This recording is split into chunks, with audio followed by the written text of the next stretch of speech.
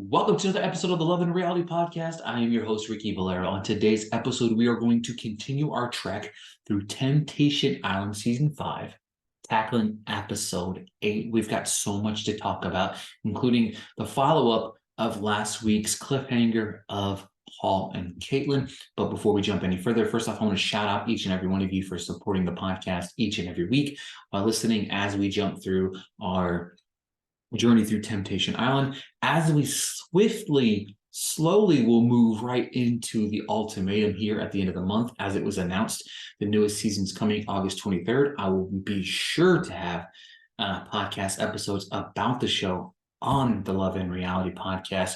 So make sure you're subscribing wherever you're listening to this podcast. If you're watching on YouTube, thank you. If you can give this a like, maybe a little bit of a comment, whatever your thoughts are, I'd greatly appreciate it. Also, I want to send a shout out to my friends over at the Temptation Island Reddit board. Reddit can be a crazy place sometimes whenever you're trying to promote content, but these folks have been so kind and so courteous and very supportive of the Love and Reality Podcast, as well as Temptation Island. Make sure to head on over to reddit.com, search Temptation Island USA.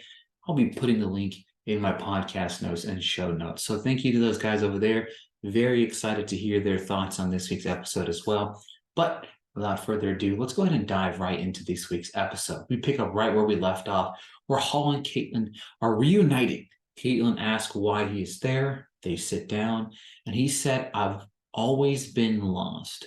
And of course, as she says this, like, to me, and I can't wait to say this to you guys, because I can announce this to you guys over the next couple of days. You will hear an interview right here on the podcast with Caitlin as we discuss what went down on the show. It will be dropping, I believe I'm going to drop it on Monday, but cannot wait for you guys to listen to this interview. It's going to be fantastic. But she knows, like, I feel like she knew the moment that she saw him that something wasn't right. You know what I mean? It wasn't going to be a lovey-dovey reunion and they were going to get back together, right? So her response immediately is, "This is a joke." And then he said he had never had the emotional connection with her. He said he forced himself to go back to her, and he's been lying to himself and her. He said he never saw true love in her eyes. And I do love that Caitlin is kind of giving it back to him a little bit, like, saying things along the lines like, "Why did you come back to me?" Or "Why are you," you know what I mean? He said the biggest fear is hurting her. And she said that he's done it twice. He cries that he isn't the one for her and she deserves better. He said, "I found someone." He said he knew that they weren't meant to be together. She asked why he proposed, and he said he didn't want to break her heart again. She said, "I'm a fucking fool." And then she walks away. She says to the cameras that she deserves better, but she said she wanted to be with him and make it work out. But he says she can focus on herself now. And the thing about it is like, it's such a hard situation to kind of grasp, because in one side of it, you're rooting for these people to find love. But on the flip side, the reality of Temptation Island, and as we've seen over the years, the success rate for couples is not high. And even after they come on the show, it slowly dwindles down, right? So it's definitely interesting to try to grasp the idea of how this unfolds, and being the first engaged couple on the show, and to be that kind of first domino to fall, it's got to be very tough for her. I feel bad for Vanessa. Obviously, it's hard. You know what I mean? It's very, very hard. It's hard for her. It's hard to, I'm sure it's gonna be hard to watch. It's hard to process.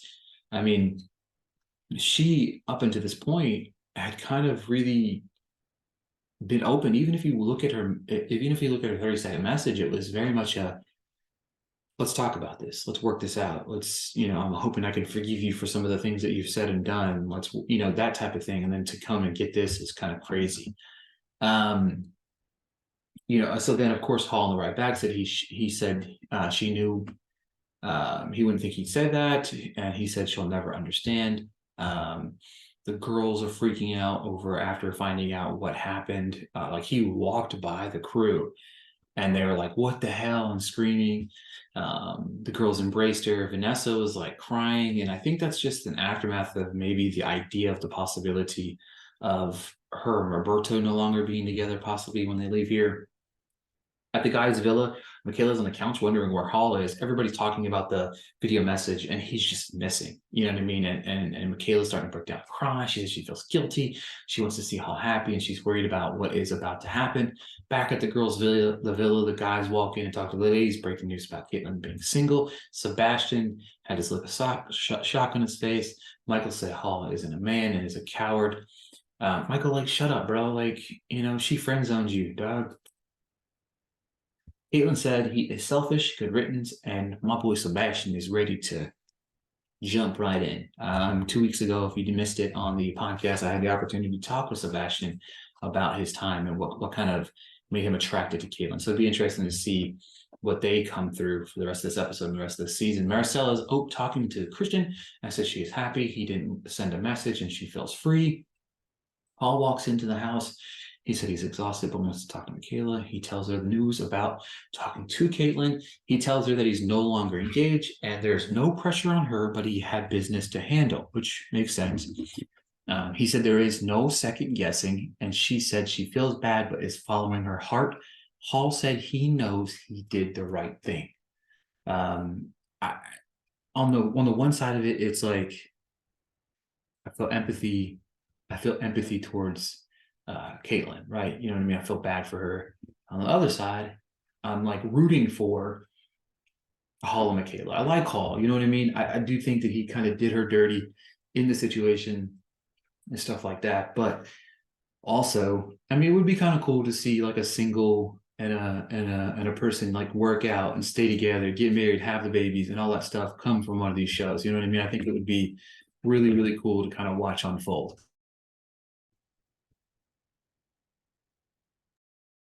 So that being said, moving right along, let's see here. Back at the girls' villa, it's Pirates and Mermaids party at the girls' villa. Caitlin's trying to forget about everything, including being dumped on national television. That's going to be hard. Her and Sebastian are kissing in the water. Who didn't see that rebound coming at the guys' villa because of the result of the kissing? The red light goes off. Hall said he's going to give Michaela some southern lips tonight. Like, if you could do like a whole podcast on Hallisms, you know what I mean? Hallisms of everything that he said throughout the show, I think it would be hilarious. These two get in bed and start to get it on. Like, this is the first time, which I do respect. And again, if somebody's listening to this and can correct me, that I haven't seen Hall and Michaela kiss. I don't think. So this is kind of their first foray of getting into that. Of course, the red light goes off at the girls' villa, and in return, Sebastian said he feels bad, but he can explore the connection that since the hall door is closed, these two are in bed together. They make out heavily. She says the following day that all they did was cuddle.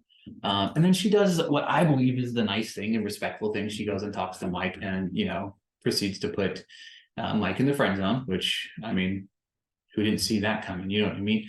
Maricela is feeling great as she feels like herself for the first time. She doesn't care anymore. Bryce and Vanessa, sorry, I wrote down Bruce for some reason. If I think of my autocorrect there, it goes from Bryce to Bruce like so many different times. Are drinking together, she said after watching Roberta's video, she feels open and she would still leave the island with Rob, but things can change.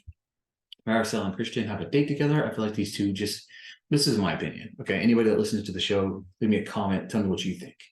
Maricela and Christian feel like very much a fling couple that have sexual attention. They're getting it on. They just have that emotional connection. But I feel like once they leave the villas, I don't think there's a future for these two together. But I could be wrong. Christopher and Alexis are having the time of their lives now that Maricela is gone. Roberta and Desiree are chatting it up and getting ready to go out on a date. Great and Nafisa are having a date. She's wearing nothing but leaves on her body. Definitely interesting. He said he noticed and she's smiling and letting her guard down. The painting, he draws a painting of her, and it's the literal worst painting I have ever seen in my entire life, which is the perfect transition because we are at bonfire time. And we all know that bonfire is fitting to get spicy because there's a lot of things that have been said. Vanessa is up first. Roberto says he isn't ready to let Vanessa go because he hopes she can change and grow from this. His head is telling him one thing, but his heart is telling him another. But, he's feeling that still that she drained him. we see Vanessa in this weird state where she breaks down and cries that kind of turns into laughter, but she said he came through for her. He said he didn't allow the hate to drive him to anyone, and she said for the first time it made her proud. Mark said she needs to work on herself too. He says there is wisdom in youth, and he asks if she will be able to show that version of herself in the final bonfire. I don't know how many times I have to say this, but I love Mark L. Wahlberg. By far the best reality TV dating style host ever. Paris seems great in this truck with Nafisa, getting it on, and I mean getting it on. And then, of course, followed by the two getting in the shower. She freaks the fuck out. She said this is the same BS again. She chose not to fuck, quotations. Tajik, because of great, only kissed him. I want to pause right there and call bullshit. I'm not trying to call anybody a liar here, but I'm calling you out, Paris. I think that you lied about sleeping with him. I don't know if I believe that or not. But Mark calls her out about doing some of the same thing and how he feels about what she's done. Again, Mark continues to push the envelope of what they're doing. Marcel, Roberta says she will come crawling back to him. She made a choice, and he hopes it's worth it. She said, I won't be coming crawling back, doesn't need to please others, and refuses to back down. She said she let her past control the present along with her family. And then Mark kind of hits it back with her saying that she needs to take this growth that she's on and hit that back at home and really grow as a person. So I really love to see the growth in Maricela. You know what I mean? Her flaying all that aside, the person that she's becoming is really cool to see and watch on the show. Caitlin, she sees Hall answering questions about what age he wants to see kids, but with Kayla, it's different. He knows that Caitlin isn't the one. When she's ready, I'm ready. Talking about kids, talking about how Caitlin didn't want to have kids right away. She wanted to wait, but Hall was very progressive against that. But then here talking to Michaela, he was very much your time when you're ready, et cetera, et cetera. Caitlin responds after Mark asked what it was like hearing the things that he said and what she wanted to hear. She said she feels relieved. Mark announces that they will go back to the retreat, pick their last dates, and everybody else will be sent home. So I'm assuming that Tahajik, Bryce, Christian, and Sebastian will probably be our final four guys over at the girls. We're going to go over to the guys' bonfire. Maricela says she loves what the freedom feels like, and she's making out with Christian. Christopher says that she is embracing her singleness and has formed a connection she liked. She's entitled to the freedom she wants, and he thinks that the qualities in Alexis is what he sacrificed a lot and realizes that. Him and Mark have a good back and forth, and I love what Christopher kind of gave it back to Mark. He said Mark always sets him straight, and I love it. He said I love it, and again, Mark is fantastic here. Roberto sees Vanessa, says she doesn't know how to be vulnerable and doesn't want to be guarded. He said the audacity of her to say that. He said he takes the L no matter what, and it's hard. Roberto wants her to experience change, but the other part is mentally exhausting. Great sees Tahajik and Paris making out. Great said he saw a single girl doing single things, but he's just doing it to get it in her pants, and he doesn't connect. Talking about Tahajik and Paris, talking about they're not really emotionally connected. Mark hits him with maybe she isn't connecting because she still loves him. He says he doesn't see it that way. Mark gives it back to him and says that maybe they're being reactive towards each other because of what they're seeing in these videos. Very solid point there. Episode is winding down to our final person, and that is Hall, who says it's just like Caitlin saying that it's always been me, talking about Hall. She called him selfish, followed with her being in bed with Sebastian. His response was the first part of the clip hurt him more than the second did because he said the second was hoping her to move on. He said, and then he gets very emotional towards this moment here where he said he's never been first and how is he being selfish but never was first to you. Definitely interesting to kind of hear him put it from this perspective because you see a more raw emotional side of Hall. We've seen a lot of that more so than anybody else where things are starting to break down and as you see an engagement fall apart and you have this open door over here, you see Hall very upset with how she portrayed his actions, which in some aspects could be seen as selfish, but instead of saying it's a selfish action, she was just saying he's selfish as a collective whole, and that bothered him quite a bit. So it's definitely interesting to see how that twist, that little knife twist in his body, really kind of affected what he was saying and what he did. So it's definitely interesting to see. It's definitely an interesting episode. Mark tells him about the final dates. Obviously, the way I think it's going to lay out, we have Christopher and Alexis, Roberto and Desiree, great with Nafisa, and then of course Hall and Michaela, and then everybody else will be sent home. I just want to send a special shout out to thank you, each and every one of you, for listening to the podcast. Make sure Monday, I will be dropping the interview with Caitlin. It's going to be a great one. It's going to be a fantastic one. And when I tell you guys that you're going to want to hear this one, I promise you're going to want to hear this one. It's going to be a great one. Thank you guys so much for listening. Make sure across the board, follow me on Twitter, Instagram, Threads, Blue Sky, TikTok @RickyBlair_. And I'll talk to you guys next week.